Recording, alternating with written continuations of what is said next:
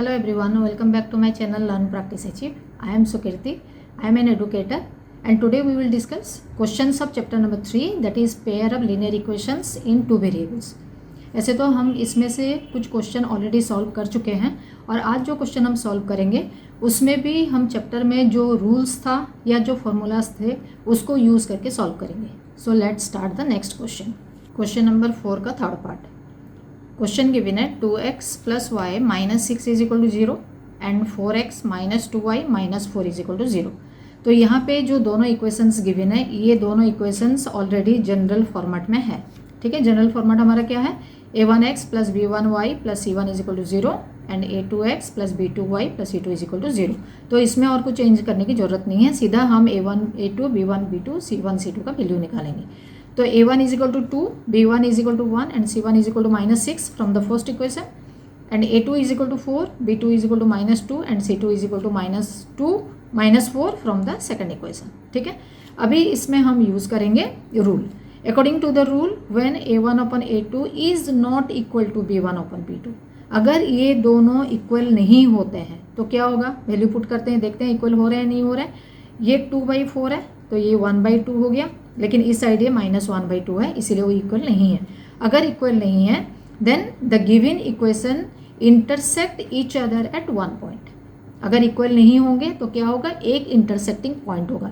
एक intersecting point हुआ तो एक पॉसिबल सोल्यूशन हो गया and if it has one possible solution, इसका मतलब क्या हो गया, वो कंसिस्टेंट हुआ. ठीक है, अगर कंसिस्टेंट हुआ then what you have to do, you have to represent the value on the graph. ठीक है, ग्राफ में प्रेजेंट करने के लिए हमें पहले क्या करना पड़ेगा, जो दोनों इक्वेशंस हमारे पास है वो दोनों इक्वेशन में से हम वेरिएबल्स का वैल्यू फाइंड आउट करेंगे. इधर आप x का वैल्यू लेके y का वैल्यू फाइंड आउट कर सकते हो या y का वैल्यू लेके x का वैल्यू फाइंड आउट कर सकते हो. ठीक है, तो पहले इक्वेशन लिख लेते हैं, y is equal to x 6 minus 2x. तो पहले हम x का वैल्यू अगर 0 लेते हैं, अगर x का वैल्यू हमने 0 लिया तो y का वैल्यू कितना निकल गया, 6. ठीक है, अगर x का वैल्यू हमने 1 लिया देन y का वैल्यू कितना आ जाएगा, 4. देन अगर x का वैल्यू हमने 2 लिया देन y का वैल्यू आ गया 2. तो जैसे कि मैंने पहले भी आपको बताया था, जो भी वैल्यू आप ले रहे हो छोटा से छोटा वैल्यू लेना ताकि उसको ग्राफ में रिप्रेजेंट करने के लिए आसानी हो. ठीक है, अभी ये सारा वैल्यू को हम रिप्रेजेंट करेंगे एक टेबुलर फॉर्म में. ठीक है, x और y लेके जो तीनों वैल्यू हमारा फाइंड आउट हुआ उसको लिखेंगे. In the same way we will find out the value for the second equation. Second equation ये गिवन है. ठीक है, इसमें से हम ले लेते हैं अभी x का वैल्यू. x का वैल्यू अगर 1 होता है तो y का वैल्यू निकल गया 0 by putting the values of x. ठीक है, देन x का वैल्यू अगर 2 लिया तो y का वैल्यू आ जाएगा 2 और x का वैल्यू अगर हमने 3 लिया देन y का वैल्यू आ गया 4. ठीक है, अगेन ये तीनों वैल्यू को हम टेबुलर फॉर्म में लिखेंगे. ठीक है, x और y का वैल्यू यहाँ पे लिखा हुआ है, तो जो भी वैल्यू हमारा यहाँ पे निकला था सारा वैल्यू को हमें टेबुलर फॉर्म में लिख देना है. अभी जो फर्स्ट वाला इक्वेशन का जो वैल्यू था और सेकंड वाला इक्वेशन का जो वैल्यू है, ये दोनों वैल्यू को हम क्या करेंगे, ग्राफ पेपर में प्रेजेंट करेंगे. ठीक है, कैसे प्रेजेंट करते हैं, देखो पहले हमने ग्राफ पेपर ले लिया, उसमें मार्क कर लिया 2 डिफरेंस में both x axis and y axis. ये हो गया x एक्सिस. ठीक है, ये x dash with minus sign, ये हो गया y एक्सिस और ये है y dash with minus sign और सेंटर में हो गया ओरिजिन. ठीक है, ओ. उसके बाद जो भी सोल्यूशन हमें फाइंड आउट करना है ग्राफ में अभी शो करना है, उसके लिए हम इक्वेशन ले लेंगे और जो टेबल में हमने वैल्यू फाइंड आउट कर था उसको भी ले लेते हैं. ठीक है, देन दूसरा वाला इक्वेशन ले लिया, उसके बाद जो सेकंड टेबुलर फॉर्म में जो वैल्यू था उसको लिया. अभी हम इसको रिप्रेजेंट करेंगे ग्राफ पेपर में. कैसे, फर्स्ट वाला अगर x 0 होता है तो y कितना होना चाहिए, 6. तो x अगर 0 है मतलब सेंटर हो गया. ठीक है, और y 6 मतलब यहाँ पे, तो ये हो गया 0 एंड 6. नेक्स्ट है x अगर 1 है y 4 है, x अगर 1 है तो y 4 है, तो सेकंड पॉइंट आ गया आपका यहाँ पे. एंड थर्ड वाला x अगर 2 है तो y भी 2 है, तो x 2 हुआ तो y भी 2 हुआ. So this is the point. ठीक है, तो ये तीनों पॉइंट एक लाइन में आ रहे हैं या नहीं आ रहे हैं पहले फाइंड आउट करते हैं. ठीक है, तीनों का हमने कोऑर्डिनेट पॉइंट लिख दिया. Now see all these 3 points are in the same line.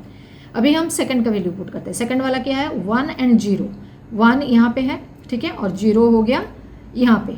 ठीक है, 1 और 0 मतलब y एक्सिस है ही नहीं तो आ गया पॉइंट यहाँ पे. ठीक है, 2 एंड 2 ऑलरेडी है, 3 एंड 4, 3 यहाँ पे है और फोर्थ पॉइंट हमारा है यहाँ पे. Okay, 3 and 4.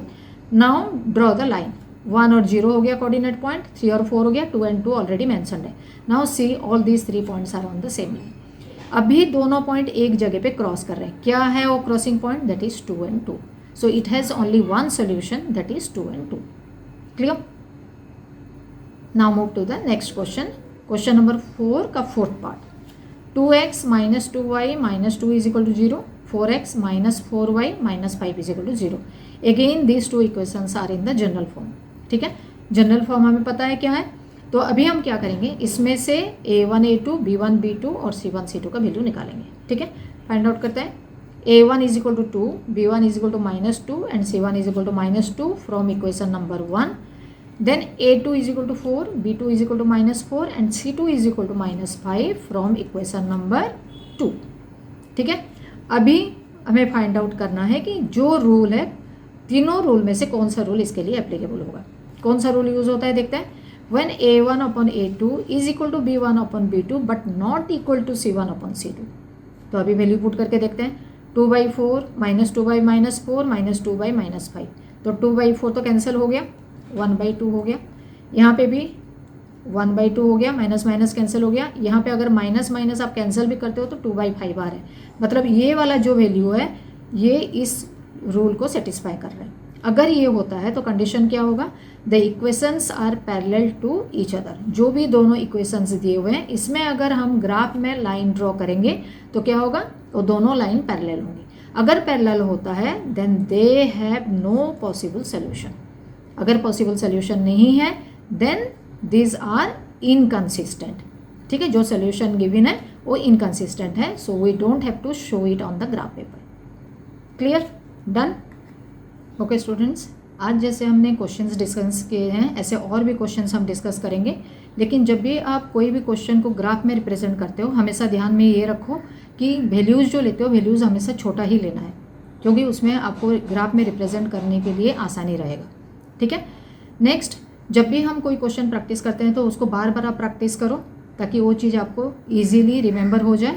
And to get more, subscribe to my channel and don't forget to hit the bell icon to get my new upcoming videos.